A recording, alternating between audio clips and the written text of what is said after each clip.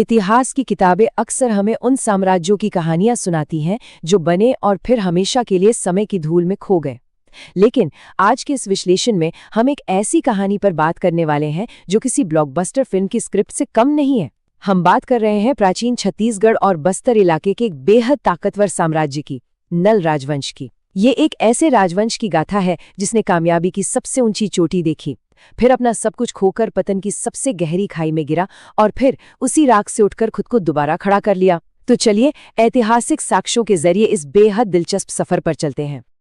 अब सोचिए जरा, ऐसा कैसे होता है कि एक शक्तिशाली साम्राज्य पहले तो बेहिसाब दौलत कमाता है, फिर बदले की आग में अपना सब कुछ, लिटरली सब कुछ गंवा बैठता है और फिर उसी राख से अपना पुनर्निर्माण कर लेता है। नल राजवंश और वाकाटक साम्राज्य के बीच की ये टक्कर कोई आम जंग नहीं थी।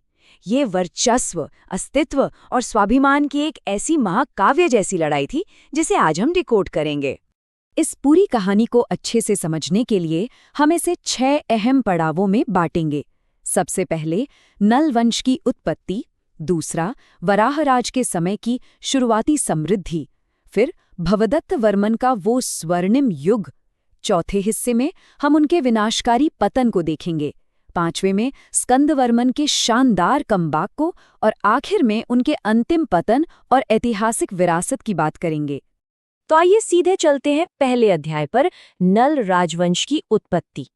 शुरुआत होती है दक्षिण कोसल और बस्तर के उन घने जंगलों से जिन्हें उस वक्त महाकांतार या दंडकारण्य कहा जाता था। दिलचस्प बात यह है कि हमारे वायु पुराण और ब्रह्मांड पुराण जैसे प्राचीन ग्रंथों में इनका साफ साफ जिक्र मिलता है।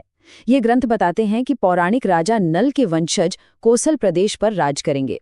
इन राजाओं ने बड़े फक्र के साथ खुद को निषद देश के उसी महान राजा नल से जोड़ा और इतिहासकार डॉक्टर के जा के मुताबिक इन्होंने दंडकारण्य इलाके में भारतीय संस्कृति को बहुत ही शानदार तरीके से फैलाया।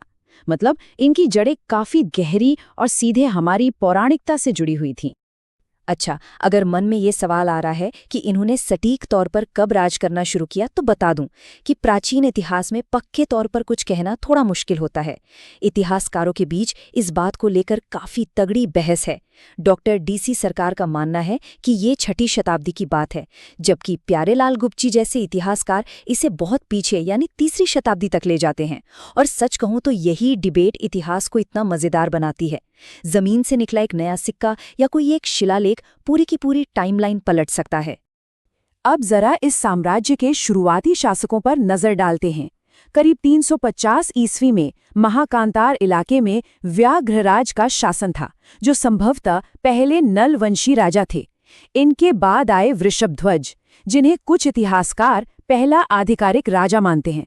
लेकिन इस साम्राज्य को असली ताकत और स्थिरता तब मिली जब 400 ईस्वी के आसपास वराहराज गद्दी पर बैठे। असल में इन्हीं शुरुआती राजाओं ने एक विशाल साम्राज्य की मजबूत नींव रखी थी। और यहीं से शुरू होता है अध्याय 2, वराहराज और प्रारंभिक समृद्धि। ये वो वक्त था जब नल राजवंश सिर्फ अपना दायरा ही नहीं बढ़ा रहा था, बल्कि बहुत बहुत ज्यादा दौलत भी इकट्ठा कर रहा था। डॉक्टर के झा के साक्ष्यों को देखें तो वराहराज ने 400 से 440 ईस्वी तक राज किया। बस्तर इलाके में एक स्वतंत्र शासक के तौर पर उनका शासन काफी लंबा और बेहद समृद्ध रहा। उस वक्त राज्य में सुख शांति और पैसा दोनों की कोई कमी नहीं थी। लेकिन आप जानते हैं ना, जब आप बहुत तेजी से आगे बढ़ते हैं तो पड़ोसियों की नजर पड़ ही जाती है। और यही बढ़ती समृद्धि वाकाटकों के साथ आगे होने वाले एक भयानक टकराव की असली वजह बनी। अब ये समृद्धि कितनी बड़ी थी, इसे साबित करता है एक नंबर, और वो है 29। कोंडागांव तहसील के एडंगा गांव से वराहराज के पूरे 29 सोने के सिक्के मिले हैं। इतिहास में सोने के सिक्के किसी भी अर्थव्यवस्था की मजबूती का सबसे बड़ा और ठोस सबूत होते हैं। ये 29 सिक्के चीख चीख कर बताते हैं कि वराहराज के दौर में व्यापार और खजाना किस ऊंचाई पर पहुंच चुका था। इसके बाद आता है हमारा अध्याय 3, भवदत्त वर्मन का स्वर्णिम युग। शुरुआती कामयाबी के बाद कहानी में एक जबरदस्त उछाल आता है। ये वो दौर था जब नल राजवंश अपनी सैन्य शक्ति के बिल्कुल पीक पर था। अब मैदान तैयार था एक बहुत बड़ी और खूंखार राइवलरी के लिए। एक तरफ थे नल राजवंश के सबसे ताकतवर और प्रतापी शासक महाराजा भवदत्त वर्मन, और दूसरी तरफ विशाल वाकाटक साम्राज्य के राजा नरेंद्र सेन। वराह राज के समय से जो चिंगारी सुलग रही थी ना, वो अब एक भयंकर आग में बदलने वाली थी। भवदत्त वर्मन ने एक बेहद साहसिक कदम उठाया और सीधे वाकाटक साम्राज्य पर एक जोरदार हमला बोल दिया। ऐतिहासिक रिकॉर्ड्स इस बात की गवाही देते हैं कि ये कोई मामूली हमला नहीं था। भवदत्त वर्मन ने सिर्फ राजा नरेंद्र सेन को हराया ही नहीं, बल्कि उनकी राजधानी नंदीवर्धन पर ही कब्जा कर लिया। जरा सोचिए, महान वाकाटकों के घर में घुसकर उनकी राजधानी छीन लेना, ये उस वक्त के हिसाब से एक अनबिलीवेबल अचीवमेंट थी। इस जीत के बाद नल साम्राज्य बराड़ से लेकर कोरापुट तक फैल गया। कोसल क्षेत्र में भवदत्त वर्मन जैसा पराक्रमी शासक शायद ही कोई और हुआ हो। लेकिन हर चढ़ाई के बाद ढलान आती है। अध्याय 4, पराजय और राजधानी का विनाश। इतिहास में वक्त का पहिया कभी रुकता नहीं है, और अब हमारी ये कहानी एक बहुत ही डार्क और ड्रामेटिक टर्न लेती है। भवदत्त वर्मन के बाद उनका बड़ा बेटा अर्थपति गद्दी पर बैठा। उसने भट्टारक जैसी भारी भरकम उपाधियां ली, सोने के सिक्के भी चलवाए, ऊपर से सब एकदम परफेक्ट लग रहा था। लेकिन वाकाटक अपना वो भयानक अपमान भूले नहीं थे। वो बस एक मौके की ताक में थे। एक पीढ़ी का बदला अब दूसरी पीढ़ी को चुकाना था। वाकाटकों को बस इंतजार था भवदत्त वर्मन के जाने का, ताकि वो पलटवार कर सकें। और आखिर वो मौका आ ही गया। वाकाटक राजा पृथ्वीसेन द्वितीय ने नल साम्राज्य पर एक ऐसा हमला किया जिसने सब कुछ तबाह कर दिया। ये इस पूरी गाथा का सबसे अंधकारमय पल था। अर्थपति बुरी तरह हार गया। वाकाटकों ने अपने पुराने अपमान का बदला लेते हुए नल राजवंश की राजधानी पुष्करी को पूरी तरह से जलाकर राख कर दिया, बिल्कुल मिट्टी में मिला दिया। अपनी जलती हुई राजधानी को बचाते हुए राजा अर्थपति बहादुरी से लड़े और वीरगति को प्राप्त हुए।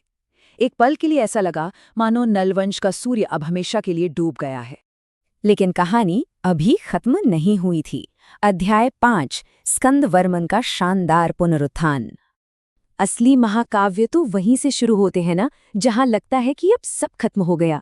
अर्थपति की मौत के बाद उनके भाई स्कंदवर्मन ने उसी पुष्कारी की राख से उठकर सत्ता संभाली। ऐतिहासिक स्रोत बताते हैं कि स्कंदवर्मन अपने भाई से कहीं ज्यादा समझदार और दूरदर्शी था।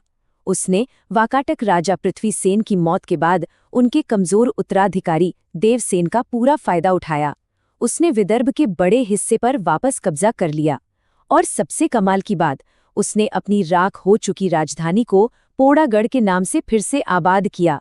नलवंश का खोया हुआ गौरव वापस लौटाया था।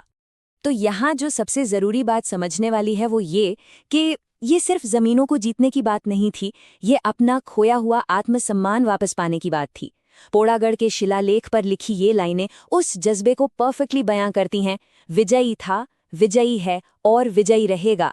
जरा सोचिए उस राजा के बारे में जिसका पूरा राज्य छिन गया हो, घर राख कर दिया गया हो। उसके द्वारा लिखवाई गई ये लाइनें स्कंदवर्मन के कभी हार ना मानने वाले एटीट्यूड का सबसे बड़ा सबूत हैं।